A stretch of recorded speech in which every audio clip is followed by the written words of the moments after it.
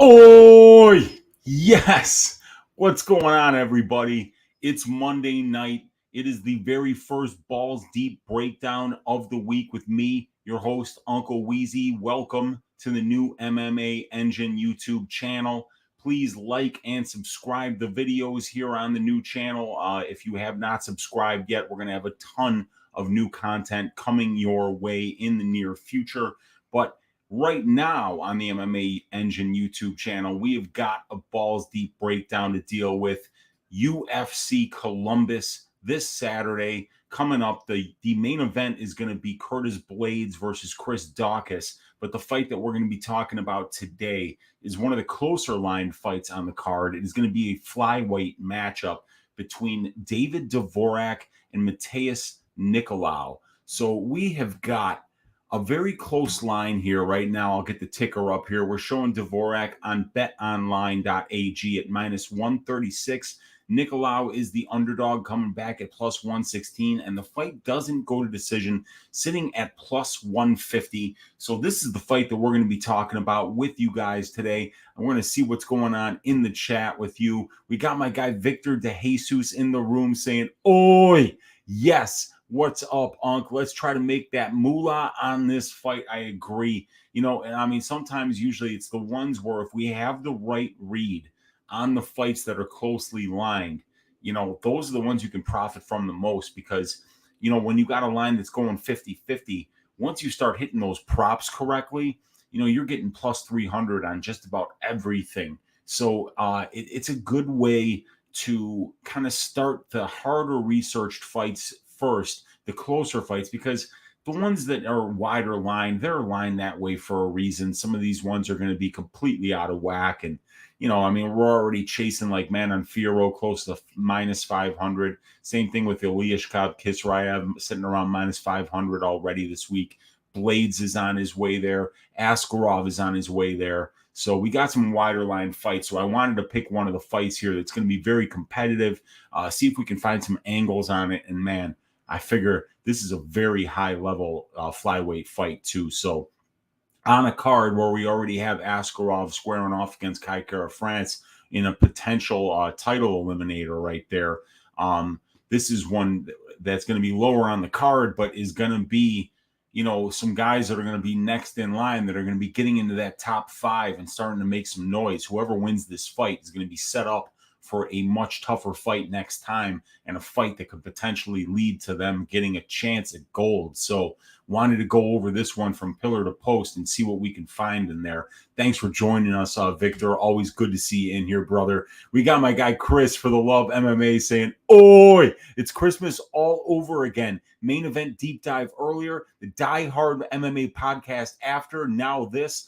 Love it." Yeah, and I love that you're here with us for it, Chris, because this is a great fight to talk about. Can't wait to chop it up with you guys. Alec Lee is in the room saying locked in. What's up, Alec? Thanks for joining us. We got Lou Betya in the room saying didn't even realize what fight you were doing tonight. This is the people's main event. It's a great fight, man. It's a very competitive fight, very high-level fight. And we got Daz File saying good fight. Oi, definitely a good fight, man. And Chris for the Love saying, like me some Dvorak myself. Have him in a parlay, but debating on firing straight money line or wait for the KO prop or for less wager. Yeah, because when you get these KO props or sub props or whatever in closely lined fights, you're going to get nice juicy numbers. So it was definitely the case in the Aspinall fight, the Volkov fight, the Arnold Allen and Hooker fight. Man, you hit those props right, you were cashing out for at least plus 300. So we got Alec Lee saying, what parlays y'all got set up? So I don't have any parlays this week. I do have a max bet, you guys. I made my first max bet of the week, of the year of 2022. But you're gonna have to tune in tomorrow night on Just the Tip with me, your host, Uncle Weezy, to find out who it is. But yeah, this is a card where I did have to go after one particular fighter with a big chunk of the bankroll. But the parlays that are going to be getting set up this week, Alec Lee, are, I think Blades is going to be parlayable this week for a lot of people. I'm not saying to parlay him. I think Askarov is going to be in parlays. I think Firo is going to be in parlays. I think Kizraev is going to be in parlays. So, and I also think that the fight doesn't go to decision for the main event, and also for the Kizraev Tialulin fight are both parlayable as well. And maybe even the fight goes to decision for the Wood fight. That would be a good one too. So there's a lot of parlay chances this week, Alec, and just like last week, a lot of them were cashing if you didn't have your money on Corey McKenna. And we got Robert saying, gonna ball out. Let's do it, man. Let's ball out. Let's go balls deep into these stats. We got Chris saying, so far for me, Blades, Firo, Askarov. Blades, Firo, Grasso, Firo, and Dvorak. Got a few others too with Latifi and 2 parlays also. Yeah, man, there's a lot of parlay pieces this week. So I know that people are going to be parlaying it up. Hopefully none of these guys wind up shitting the bed in there and wind up blowing up our parlays this week. Cuban Assassin saying, Weezy, what the fuck is up? McKenna decides to show off her Brendan Schaub stand-up on Saturday. What the fuck? Upward and onward, man. Yeah. That was a rough performance, dude. And yeah, and if I was in that crowd, I would have been booing until my voice was hoarse. And it already is just a little bit hoarse because I was screaming, get takedowns for the love of Jah at my TV for the entire 3 rounds of that fight. Oh, man, that was really rough to watch. But, hopefully she's a very young fighter. She's well-rounded. She's just going to have to do better next time. She's going to have to fight to her best win condition. You don't get easy fights at this level. So when you get a fight and you get a fighter like Elise Reed, who has a giant hole in her ground game and in her takedown defense, you exploit that hole. You don't make fights at this level any harder than they need to be. And that's exactly what Corey McKenna did. She on purpose made that fight way harder than it needed to be, and she lost. And congratulations to Elise Reed. That's one thing I haven't said this week because I've been so salty about losing that parlay bet on McKenna. But, Elise Reed did what she was there to do. When she did get taken down, she worked back to her feet. And, she won the striking exchanges. So, yeah, big ups, Elise Reed. Great performance. I'm looking forward to seeing her in the cage again, too. Mark Schillingberg saying, Weezy, I haven't been on live in a while. Busy as hell moving and shit. Oh, man, moving is rough, dude. Cracked the last card literally in the last 2 fights in a whim. Went from down decent to up 4 units. Let's break into this. Let's do it, man. Love hearing that people are up 4 units. That's fantastic. I would have been up 4 units if Corey McKenna had fought better. Paul Brassfield saying, big uncle, one big firing squad salute for Dan Hooker. I had a unit on Dan Hooker, and I'd make that bet again. It's one of those situations where it was a show me spot for Arnold Allen, and boy, oh boy, did he show us. He shined. He looked fantastic. It was a completely one-sided beating by an undefeated in the UFC prospect against a guy who's literally fought everyone. And, Hooker was bigger. He was more experienced. He's probably the better grappler. He fought the way better brand of competition. And, he just absolutely got outclassed by Arnold Allen. Big ups, Arnold Allen. Fantastic performance. Wish I was on Arnold Allen, but I wasn't, man. And I took, a 1 unit hit for that. That's what I get for betting Dan Hooker in that situation, man. And then we got Chris saying, oh, wow, maybe I want to consider that fight doesn't go to decision instead of Dvorak by KO. Just take Dvorak money line. Yeah, that fight doesn't go to decision, dude. I mean, for the main event, how the hell is that fight going to go 5 rounds when all 7 of those guys' combined losses have been inside the distance? No chance in hell. We got Gutierrez Silva saying, oi, what's up, Gutierrez Silva? Good to see you in here. We got Mark Schillingberg saying, I'm leaning Dvorak at the moment, and so are the bookies, Mark. I don't know if this line is going to close at all here. It's very interesting. Lou Betya saying, line is so close, I'm avoiding any prop until I start doing props for the fight. Yes, exactly. Mark Schillingberg saying, max bet, yes, I do have one. You'll find out about it tomorrow. And Mark Schillingberg saying, personally, I like Batgarel a lot. Yeah, Batgarel's got serious power in his hands, and he has shown it off in those last 2 wins. Lou Betya saying Rosa is a popular parlay piece this week from what I'm seeing on the Twitters. Yes, that was another one that I forgot. She's 14 years younger than Sarah McMahon, you guys. 14 years younger. You don't see that kind of age difference much in the cage at this level, but this is one where you're seeing it. And Rosa has, shown very good takedown defense thus far in the UFC, but she'll be facing an Olympic silver medalist in freestyle wrestling. So this will be a different level of wrestling than she's used to. But we know after seeing Sarah McMahon in the cage so many times that she cannot push that wrestling heavy game plan for a full 3 rounds. And as a matter of fact, she can't even push it for a full 2 rounds. So I do see why people are parlaying up Rosa. I think Rosa round 3. Anytime it's a Sarah McMahon fight, you have to bet on whoever's fighting Sarah McMahon to win in round 3, because it happens a lot that she just completely runs out of gas and will tap to the first submission attempt once she's completely out of gas. So we'll see how that one goes, though. That one is, I have heard people talking about that on the interwebs. Victor De Jesus saying, I have a feeling your max bet is Firo. We all know how you feel about her.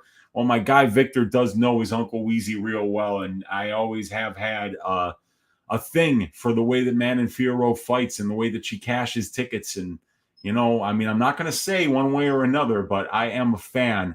And Victor says, let's not get Weezy started on McKenna. You got that right, Victor. I mean, boy, if you guys haven't seen Stat Diggers, the description of Stat Diggers is in the link to Stat Diggers is in the description of this video. I kind of went off on just a little bit of a rant there at the beginning of that show. But and Paul Brassfield saying, I'm learning that you just can't trust these women fighters. It's hard to, man. It's especially at chalk. It's so hard.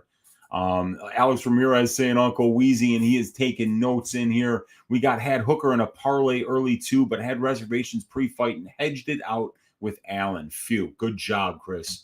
Mark saying I put 2 units on Hooker, then last minute hedge with Allen by KO at plus 600, and it hit. I ended up a unit. That's huge, dude. And that's a good bet, because we did see Hooker moving down a weight class. That is always something where you should be concerned for somebody's chin when they're cutting more weight than they're used to cutting. He hadn't cut down to 145 in a very long time. So I know a popular play was Allen by KO to take advantage of the possibility that his chin wouldn't be there. And I mean, like, the chin was there. It was just the referee that had to save Hooker from himself, because he was taking a beating there. But congratulations, big ups on cashing that ticket there, Mark. Paul saying Dan Hooker walked forward while hurt with hands down and chin up. Never again. Yeah, he sure did, man. He sure did. But, sometimes I think when you get hit like that, you can't expect somebody, who just got absolutely blasted in the face, to show that IQ right at that point. At that point, it's just kind of instinct. And that's the instinct that kicked in for Hooker at that point. Not smart, but it's hard to be smart when somebody's punching you in the face. I'll tell you that right now. Lou Betcha saying Sarah McMahon is no Kurt Angle. I would agree with you on that. And Chris saying exactly, Paul, when getting tagged, you just don't step in towards the fire, hands not by your chin. Lateral movement and hands up. That's right, man. And Alex Ramirez saying press the like button. And I fully agree with you. I'm going to bring in the co-host, as I always do, you guys. My guy Smooth Jimmy Apollo here. Let's see if he's ready to get into this card and talk this through, man, because this is a very good fight that we're going to talk about here. 2 very high-level UFC flyweights. And let's see here. We have got Matheus Nicolau, you guys, going up against David Dvorak. So we've got Matheus Nicolau here having a 1-inch height advantage, and it's Dvorak with a 2-inch reach advantage. Both of these guys are orthodox fighters. Dvorak out of All Sports Academy in the Czech Republic, and Matheus Nicolau. Where's Nicolau been? Because I don't think anybody trains at Jackson Wink anymore, but I'm not exactly sure where Nicolau is. If you guys in the chat know where Nicolau is training, I can only give what sites like Tapology give us here, and I've got Nicolau here, and let's see what there's. It says Nova União, so let me put that down for now, because I think it might have said Jackson Wink on SureDog. Let me see here. Let's just look and make sure that Yeah, Jackson Wink and then Latrell Yee, it says here for Matheus Nicolau. So usually one of these sites is correct. I don't know which one it is. And so I will change it to Nova Unyao. Now, so, not much here. We got the same age. We got an inch of height, a 2-inch reach advantage for Dvorak will be a little bit of an advantage there. And then when we look at the experience numbers, it's very similar, you guys. 23 pro fights for David Dvorak, 20 from Nicolau, 2.5 more minutes in the cage for Nicolau. The average fight time here sitting around 8 minutes for Dvorak and just a little over 9 minutes for Nicolau. And these guys started their careers about 2 months apart here. 11 years, 7 months for Nicolau from today, 11 years, 9 months for Dvorak. So Nicolau, 6 fights at the UFC level, and he's also had some fights in the UFC, in the Ultimate Fighter House as well. But yeah, 30% of his career at the UFC level, 3 more UFC level fights, and about 40 more minutes in the UFC cage. So, a little bit of an experience advantage here for Nicolau, I would say, because of the UFC level experience. We see some of these guys, in particular, you have to remember Dennis Bondar coming in and getting his arm broken by Malcolm Gordon in the very first round there. This was a guy who was damn near undefeated and on like a 12-fight winning streak when he came into the UFC was Bondar. But it was on that, that European regional scene, which isn't Cage Warriors. It's like Octagon and KSW and some of those other promotions. And like the one that Spivak came out of, like WWFC, I think, or something like that, the level of competition isn't quite the same there. We did see that Bondar in particular came in and he just wasn't UFC level in that fight, So anyway, when we look at the finish numbers here, we got Dvorak with an 80% finish rate and 20 wins. So 16 of his 20 wins coming inside the distance, 8 by knockout, 8 by submission. And we got Matheus Nicolau, not as good of a finisher here, as he's got a 53% finish rate, 29% by sub, 24% by knockout. So he's got 9 of his 17 wins have come inside the distance, 5 by sub, 4 by knockout. So both of these guys, equal opportunity finishers. They can both knock you out. They can submit you on the ground. And Dvorak, when I watched the regional scene footage on him, I was very impressed with his ability to, when he gets fights to the ground, and he doesn't actively look to get them there, but I was very impressed with his ability to work for submissions, work for ground and pound. When he gets fights to the ground, he's very aggressive there. And we could say the same for Nicolau, who's a BJJ black belt and has been around for a long time, 11 and a half years in this game. And we do know from his Ultimate Fighter performances, from his UFC performances, that he mixes in the wrestling and the grappling very well here. So let's go to these striking statistics right now. And we've got 6 fights for Nicolau, so we can kind of lean on these stats a little bit more than usual. And he is landing 0.7 more significant strikes per minute than he absorbs. He lands 3.88 and he absorbs 3.18. But his opponents are throwing about 2.6 more significant strike attempts per minute than he is. So Nicolau may be a little more low volume than his opponents here. But, a 53.5% striking accuracy is solid.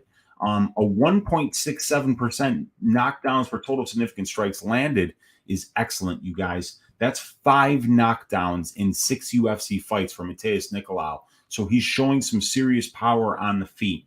And he's showing some good defensive responsibility here as we see some of the best striking defense in the flyweight division here, sitting north of 67.5%.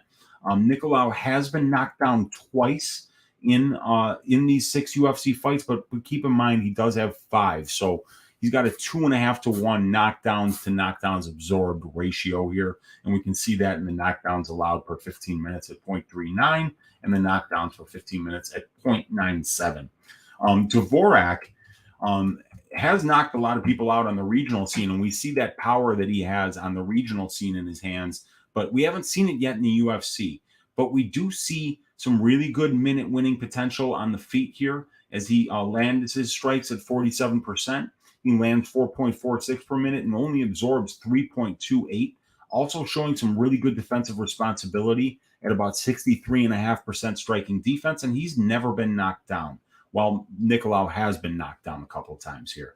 So, on the feet, both of these guys, like most flyweights, are very fast. They both move well laterally. They're in and out. Dvorak does a very good job of managing range, and he uses his leg kicks in particular to kind of manage the range and control distance and be defensively responsible by kind of keeping his opponents at kicking range and winning that low kick battle. David Dvorak, we will see him go to those low kicks, you guys, all the damn time. He goes to them constantly. Nicolau definitely is defensively responsible because he's accurate when he does throw. He's powerful when he does throw, but when he's not planting his feet and throwing, he is definitely moving a lot. I would say that he doesn't have the best optics because he's so defensively responsible. He is moving away from his opponent quite a bit and laterally a lot. So in particular, David Dvorak, who does such a good job of using his leg kicks to kind of keep that range, might have a hard time using that strategy here against Nicolau because of the movement and in particular the side-to-side movement of Nicolau. So I think that while this fight is on the feet, it's going to be very close, Dvorak's going to have to really watch out for that power of Nicolau and vice versa, because just because we haven't seen Dvorak get a knockdown yet, he showed that power against Ronderos for sure. And I do know that this guy on the regional scene was absolutely planting his feet and throwing heat. So both of these guys do have good power for flyweights. We just haven't seen it yet for Dvorak at the UFC level. And they're both very defensively responsible. They're both good at winning minutes here on the feet, you guys. And in particular, I wanted to talk about something with Dvorak, which is an interesting story about him. Evidently, he was a very competitive chess player. And where he played chess, the same building had an MMA gym in there. And somebody that he knew talked him into taking MMA classes there. So when you watch David Dvorak fight, you do see him being he's got great fight IQ. He knows how to frustrate his opponents. He knows when to attack and when to be defensive. And you don't see him making a lot of stupid moves in there. If he needs to make a fight low volume and boring, he'll do that. And he's actually kind of good at that. Unfortunately, the Dvorak Silva fight is unavailable on UFC Fight Pass and ESPN Plus, so I was unable to watch that fight. But that's the only Dvorak fight that I've missed thus far. I really do need to watch that fight, and I would make a plea to UFC Fight Pass and ESPN Plus to make that fight available. But it should be available anyway. I pay for both. And they have the footage. It's part of their organization. And just to make fights unavailable on the week when the people who pay for your product need them most is a dick move. So ESPN Plus, UFC Fight Pass, if anybody there is watching this, and I doubt you are, how about getting the Silva Dvorak fight and making it available for the people who give a shit about this sport enough to research it before placing their bets? Thank you. Either way, you guys, in the striking, I think I'm going to have to give a very, very, very slight edge here to David Dvorak. However, I think that power that Nicolau has shown is something that you cannot ignore at this level, you guys. We don't see a lot of powerful flyweights, and somebody who has landed 5 knockdowns in 6 UFC fights is very, very powerful. So I would say that, this is very, very close on the feet, but Dvorak does seem to be the guy who game plans to win minutes and does a very good job of it thus far in the UFC. So on the grappling stats, we've got Matheus Nicolau being the one that's actually shooting for takedowns here, you guys. David Dvorak has only shot 2 takedowns in 3 UFC fights. Now, that shouldn't be an indication of what his skill level is on the ground, because I've seen on the regional scene in particular, he will get takedowns, and then he's immediately working for somebody's back. And once he works towards somebody's back, he's very, very good at finishing, either with ground and pound or rear naked chokes. He's done an excellent job of that. Dvorak is a very good grappler. But what we're going to see here when we look at the grappling numbers for Dvorak is that he's never gotten a takedown in 3 UFC fights, and his opponents have gotten 3, but 3 out of 14. So his takedown defense is damn near 80%. And on those 3 takedowns that opponents have gotten, they've managed to accumulate less than 5% control time against David Dvorak here. So that would be 3.2 minutes would be 10%. So 1.6 minutes. So that's about, a little bit less than 100 seconds, you guys, that he's been controlled on 3 takedowns and 14 attempts. So David Dvorak has an excellent get-up game. He's very hard to control on the ground. He wants his fights standing, and he keeps them at standing range over a 3-fight sample size, you guys, for 90% of his UFC cage time. So Dvorak, we talked about. He's a good minute winner on the feet. He's very good at maintaining range. He does show some power when occasionally, right? But Nicolau is going for takedowns and getting them, you guys. 19 takedown attempts in 6 fights. He's gotten 9 of them. He's getting his takedowns at 47%, and he's averaging 1.7 takedowns per 15 minutes. And when he gets those takedowns, he's averaging 1.16 submission attempts for 15 minutes. So he is an active submission grappler and an active minute winner on the ground when he does get the fight there. And, we see 19 takedown attempts for Nicolau, 13 takedown attempts for Nicolau's opponents. So, about a 1.5 to 1 ratio of takedowns to takedowns absorbed, or takedown attempts absorbed for Nicolau here. But yet he's out controlling his opponents at better than a 5 to 1 ratio. So that's important. He's very efficient on the ground. He's very efficient in the grappling exchanges here. So I really do think that Nicolau could be the first UFC level opponent to win some minutes on the ground here with Dvorak. But that's speculation. Dvorak's done an excellent job of keeping fights standing so far. But Nicolau, like I say, the 21% control time, that's 77 minutes in the cage. So that would be about 16 minutes of control time on those 9 takedowns. So once he gets people down, he is holding them down. He is going for submissions.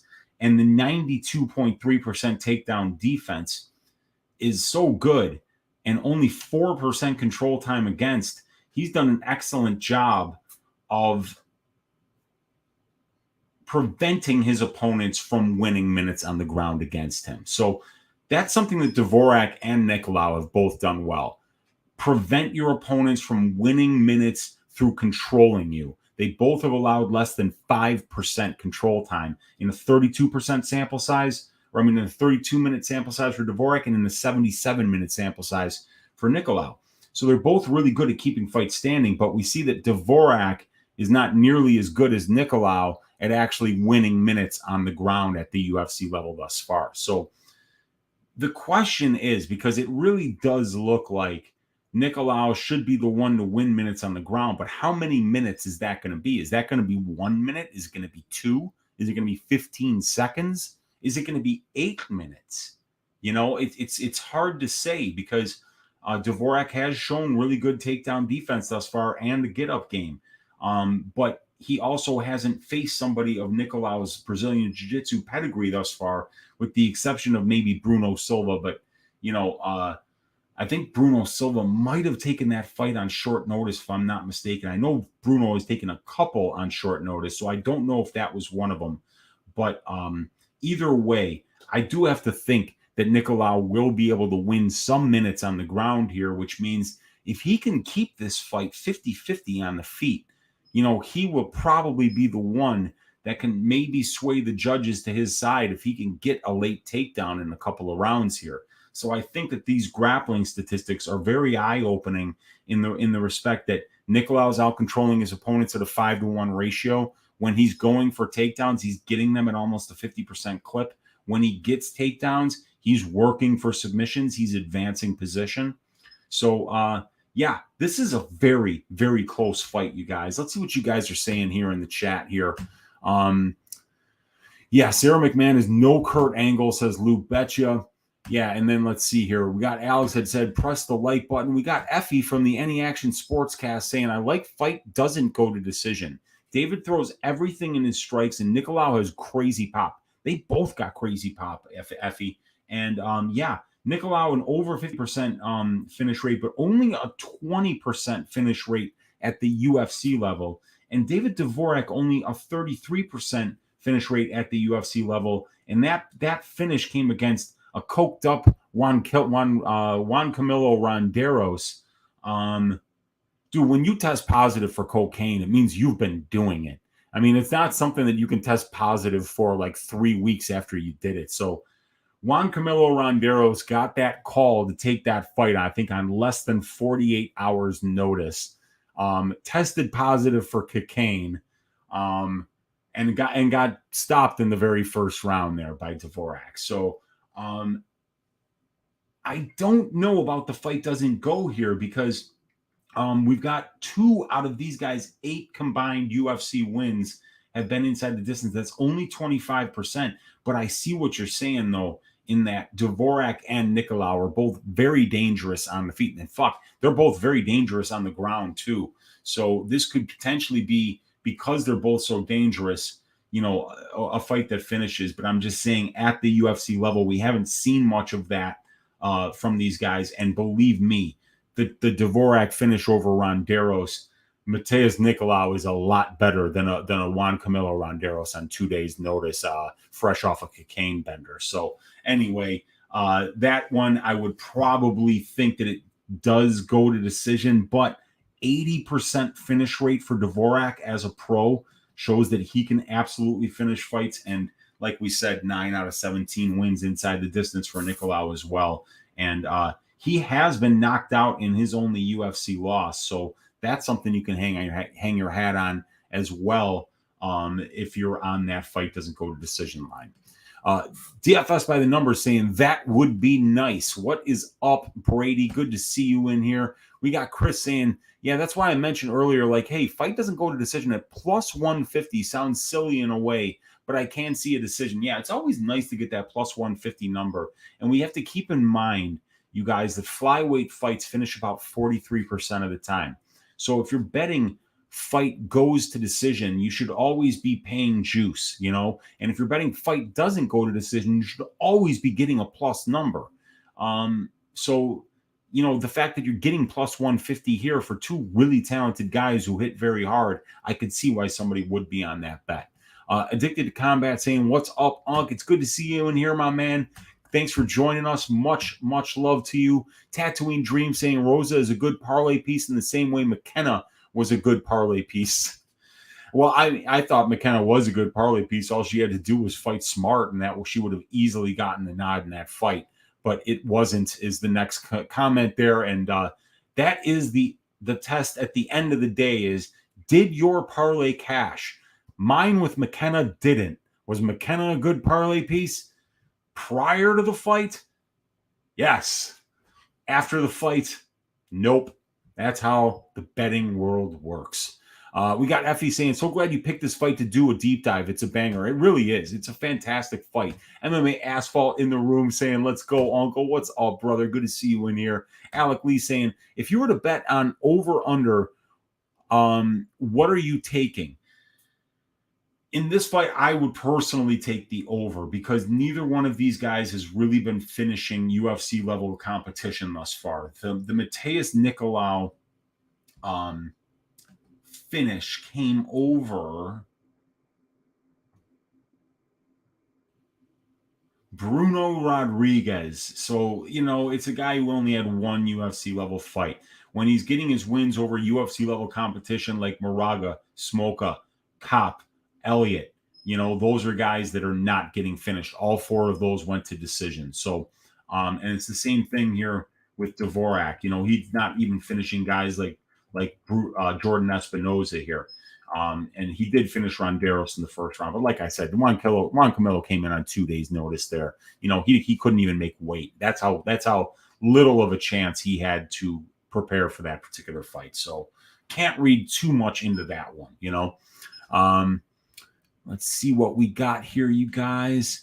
Mark Schillingberg saying this fight is not seeing my money. I'll do a Clint fireball and popcorn. Nothing wrong with that, man. Hey, Mark, the bookies have to make lines. We don't have to bet them. Me as a content creator, I have to cover every UFC fight that happens. But I'm free to tell you, you know what, guys, I'm not betting on this fight. I'll give you a prediction, but the prediction ain't worth much because if I'm not willing to put my money behind it, you shouldn't either, especially on my word, on my say so. You know that if I'm putting my money behind something that, it's something that I believe in, when the phrase put your money where your mouth is really does mean something when you're a gambler. And when you're giving content out for people, it's important to understand the difference between a prediction and a bet. A prediction, I can predict a bunch of things that I don't fucking care if they happen or not, and that I don't lose anything if I'm wrong or not, But in this game, I'm trying to cash tickets. I'm trying to stack them like flapjacks, and at the end of the day, man, it matters whether we cash these things or not. So, if you don't feel strong one way or another, and sit back and enjoy the fight. It's a fight. It's going to be entertaining. McKenna's IQ in her corner wasn't good. She needs new corner, in my opinion. I got to tell you, what was most frustrating about that is, that you find me a better wrestler than Danny Castillo. That Danny Castillo was a UFC legend when it came to wrestling in the lightweight division. The guy was one of the most committed wrestlers in the lightweight division that the UFC ever saw. You would think that if one person was in your corner that would be screaming in your face, wrestle this girl, that it would be Danny Castillo. That would be the guy that would say, Corey, for the love of Jah, get out there and wrestle her. You're better than her on the ground. That's where she's weak. Put her where she's weak. Let's win this money. Let's get that win check. But Danny Castillo was giving her boxing advice. I'm sorry, man. I love Danny Castillo. He's a great fighter, but I'm not putting that guy in my corner, to take boxing advice from him. I want wrestling. I want grinding advice. I want advice on how to make fights grimy from somebody like Danny Castillo, who did that for his entire career and did it as good as anybody in the division. So that was so weird, seeing Danny Castillo in her corner telling her to box. I don't know, you guys. I'd like to say I'm at a loss for words, but I've been talking entirely too much about it. Corey McKenna, you broke my heart. F the Action Sports cast saying Dvorak said he was injured in his last fight. He didn't look injured. He fucking smoked Ronderos. But yeah, sometimes these guys, they come in with an injury because they know, hey, look, I need this money. They only fight once a year sometimes. So if you got an injury that you can fight through, you have to show up and do it. So I wouldn't be surprised if that was the case for Dvorak. These guys get hurt all the time. They're cage fighters. Paul Brassfield saying, how about Neil Magny versus Max Griffin next? Well, I'll be doing another Balls Deep breakdown on my channel, you guys, on Wednesday. I haven't picked the fight yet, so that's as good as any. They're both veterans, a ton of data to look at, and we got some really nice, robust numbers there to draw conclusions from. So that's a great possibility. Excuse me. Oh, boy. So we might look into doing that one, Paul. Thanks for the suggestion. We've got Mark saying we've seen a lot of early finishes last couple of weeks or so, and that shit all evens out. Fights will be going the distance. Weezy, I love you watching no matter what and love the transparency. Hell yeah, I appreciate that, Mark. Yeah, dude, we always have what, Yanni the Greek calls regression to the mean. If something is happening over a very, very long timeline at a 40% rate, and that for this 6 months, it's happening at like an 80% rate, what goes up must come down, and unless there's some kind of other major changes to the rules of the sport, or maybe they just start encouraging steroid use or whatever, there has to be something associated with a change like that that's unpredictable. So yeah, we will see regression at some point, but We can't predict it when. We just know that, each fight is independent, but at the end of the day, things tend to come back towards the mean, so we got to be, as statisticians, as gamblers, we have to be aware of that. MMA Asphalt saying initial lean was on Nicolau, but maybe it's because I've won money on him. Yeah, well, I mean, sure, dude. Whenever you're cashing tickets on somebody, you're going to be a lot more confident in them because they've won money for you in the past. And Weezy Spitting Facts says, Effie, I appreciate that. But yeah, let's look at these strength of schedule numbers for these two here, and then we'll get into the individual fights. So let's go over here, and we can see that these numbers are pretty similar. Well, actually, no, they're not. We've got a big experience advantage in terms of the opponents for Nicolau. The average Nicolau opponent is slightly above 500 with a 5.33 and 4.67 record, 10 total fights and a 1.14 ratio. While for Dvorak, it's 2 wins and 1.33 losses. So he's also fighting guys with winning records, but not nearly as experienced inside of the UFC. When we look at the wins, we're just seeing that Nicolau is beating the much more experienced competition, and that Dvorak is still, beating those guys with a 2-1 record. So they're beating guys with winning records.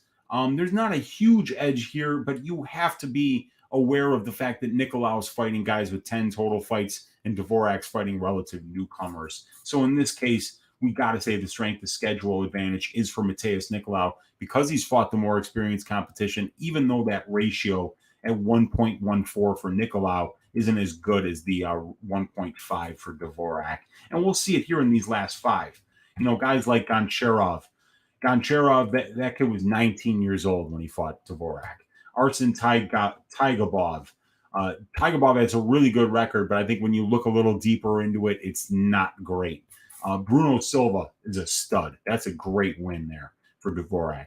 Jordan Espinoza, a very solid win in the UFC, 4-4 record, 8 fights. So Juan Camilo Ronderos, he had a little bit of that South American powder in his nose, but that's all right. I mean, he didn't know he was going to have that fight until 2 days before. So maybe he had a great party to go to. But Nicolau fighting guys like Elliott, Kopp, Ortiz, Smoka, Moraga. And actually, I don't think that that's accurate because Nicolau had a couple of fights in between. So the last 2 fights were Elliott and Kopp, you guys. And then before that, it was Felipe Efrain in Brave. And then it was Alan Gabriel in Future FC. And then it was the Dustin Ortiz loss. That was when he got cut there in July of 2018. And then he had these 2 fights here in Future FC and Brave, and then was called back to the UFC, had the split decision win over Kopp, the unanimous decision win over Elliott. And prior to that, we see wins over Luis Smoka, John Moraga by split decision, Japanese necktie win over Bruno Correa in the 3rd round. And then here are the exhibition fights in the South American Ultimate Fighter House. Wins over Matheus Vasco, Reginaldo Vieira, and Delano Lopez was a loss by unanimous decision. And then prior to that, wins over Darinaldo Guerra, 18-1 in Shutu, Pedro Arruda, 6-4, Vanderlei Leite. And then there are some more fights prior to that. The first loss of the career was to Pedro Nobre back in 2012. And you see that this guy's been doing this for a long time, you guys. But these most important fights recently over Elliott and Kopp show that he's still got it. He can still beat high-level opposition here at the UFC level, and these wins are much better than anything that's on Dvorak's resume right now, you guys. And then when we look at Dvorak here, we are going to see those wins over Ronderos, Espinoza, and Silva. And like the Tigabov, you see 16-2 in an irreputable organization like Octagon. But then when you go and you look at Tigabov, who are the wins against? 0-0, 0-0, 2-4, no record here, 1-0. You got a win over Zaka Fatouazadze, who's gotten his ass shaved by a few different guys that I've seen fight before. But yeah, these wins aren't they're not good. 0-0, 0-0, 0-0, 1-0, 1-0, 0-0. And even losses to guys with 1-2 records and 2-1 records. 0-3 here, 5-0, Kanan Jafarli. That's the best win for this guy. So, these wins for Dvorak on the regional scene are not UFC level wins. Goncharov, not UFC level. This guy also beat Fatu Dolatse. Demaev in XFN. Manavali 4-0 in XFN. Kuban 13-10. So he does have a win in Fight Nights Global over Miroslav Kuban. Before that, GCF Gladiator Championship Fighting. Czech Republic Regionals. So there's not much, you guys, to like here about the regional scene wins of Dvorak. But what we do see at the UFC level for Dvorak is, that he's absolutely winning. He's managing distance well. He's winning minutes on the feet. He's stopping most of the takedown attempts that come his way, and the ones that he is yielding, he's getting right back up. This is going to be a very close fight, you guys. I do see this going to decision, but at the same time, I wouldn't really chase that minus 180? Minus 180, minus 185 for the fight goes. That is a little bit juiced here. That's probably a little bit overpriced, so I wouldn't be betting it. But I do think the fight goes to decision. What I would do, you guys, if I was looking to get a little bit of value and I thought that Nicolau had a better chance to win this fight, or that I thought Dvorak had a better chance to win this fight, I would bet those decision lines, you guys. Dvorak by decision plus 155, Nicolau by decision plus 260. I think that there's some meat on that bone, and I think that because this is such a close fight, and because we're getting plus money on Nicolau already, and because these guys have finished non-UFC level opponents. Every UFC level opponent that these guys have fought, they haven't finished any of them. That's in 6 combined wins out of the 8 that were against UFC level opponents. So I think Nicolau by decision at plus 260 is not a bad look. You don't have to go more than a half unit on something like that in order to win one. Or more than one, actually. So I think that would be the way that I would play this, because I see it being such a coin flip, because I think Nicolau can win minutes on the feet, and because I think Dvorak can win minutes on the feet. But when I see one of them, and that's Nicolau, being the more likely guy to go to the wrestling, that's when I'm thinking that I would rather have the Nicolau by decision prop here than the Dvorak by decision prop. And it's, like I say, it's the 92% takedown defense and the 47% takedown accuracy, that 5-to-1 ratio in control time for to control time against. And if we look here at the advanced stats here, which is the tab all the way on the left, you guys, and as always, you can download these stats for free in the description of this video under matchup template. These are the stats here, fight by fight for these guys. And we see that Dvorak attempted 1 takedown against Espinoza and didn't get it, and only 1 against Silva and didn't get it. And we see that he's not a control time monster here. 73 seconds, 4 seconds, and 23. And in the Ronderos and Espinoza fights, he didn't even, yield 1 second of control time. And to Bruno Silva, he did yield 91 seconds of control time. And here we go on Nicolau. We see him having almost even exchange in control time for Elliott. Elliott outcontrols him by 20 seconds in his decision win here. Manal Kopp gets outcontrolled 151 seconds to 38. So those 2 takedowns that he did get out of 9 could have been just enough to win him that very, very close decision, because he landed 55 strikes and Manel landed 61. And Manel didn't get any takedowns, and Nicolau got 2. So that 120 seconds of control time for Nicolau in that fight, you guys, that could have been enough to sway that split decision his way. And that's kind of how I see this fight going. And in the Ortiz fight, he got knocked out with the head kick. Here in the Smoka fight, and actually his first 3 fights, he outcontrols his opponents 259-1, 43-0, and 397-0. So this is a guy who can win those spots. He got 2 knockdowns against Rodriguez. He got 3 knockdowns against Smoka. and he got 3 takedowns here in the Smoker fight. He got 3 in the Rodriguez fight. He got 2 in the Cop fight. So, when he's getting these takedowns in this fight, and this fight, you see that when he's mixing in that wrestling, 4 takedown attempts, 9 takedown attempts. These are the fights where he's getting the knockdowns. He's got 5 knockdowns in these 3 fights where he has went to the wrestling. He's gotten takedowns in all the fights that he's gotten to the wrestling, and he's won large swaths of the fight in control time positions. Half of the fight here, about 30% of the fight here, and about 15% of the fight here. And it might just be enough. So you guys, I'm going to leave it there for you guys. The pick is going to be Matheus Nicolau by decision, and that prop at plus 260 is kind of interesting, but let's wait for DraftKings and FanDuel to open this prop, and maybe we might get something like plus 300 or even plus 350 if we're lucky. You never know. Sometimes they misprice these lines, man. So let's see what you guys have to say. We got my guy Chris Kalanzis in the room. Give it up for him, everybody. Saying love the baller zip up, Uncle Weezy. Thanks, man. I had to get some new clothes over here. So, I got the little zip up here. And, it's nice, man. It's a nice little spring, while these leaves are getting back on the trees. We got the weather getting a little bit better here. I'm enjoying this. I appreciate the compliment. Cuban Assassin saying they should do that late replacement Coke test on Keith Peterson. That machine would be on tilt.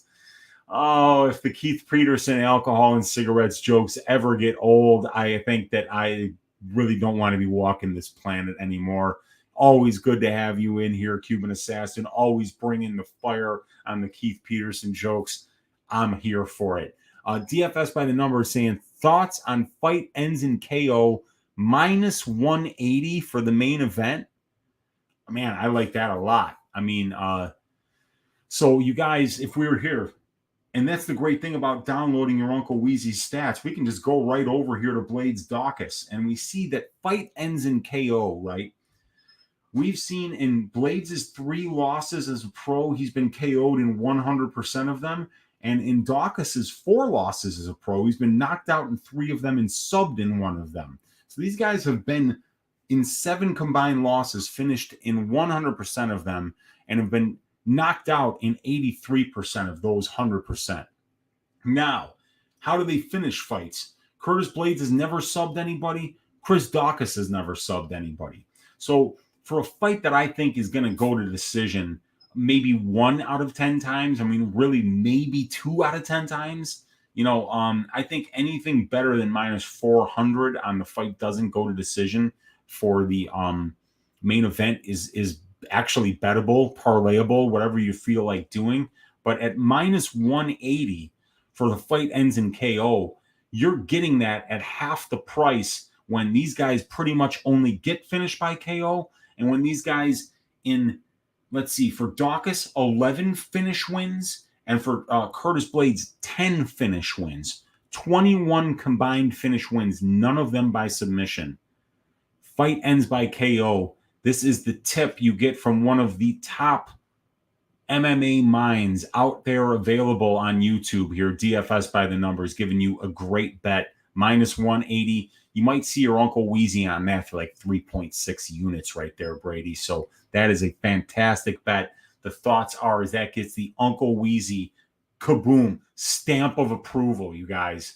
21 of you in here on a late Monday night, spending it with your Uncle Weezy, going over this fight here on the UFC Columbus card, Nicolau versus, damn it, I already lost that because I got Blades versus Daukaus up here.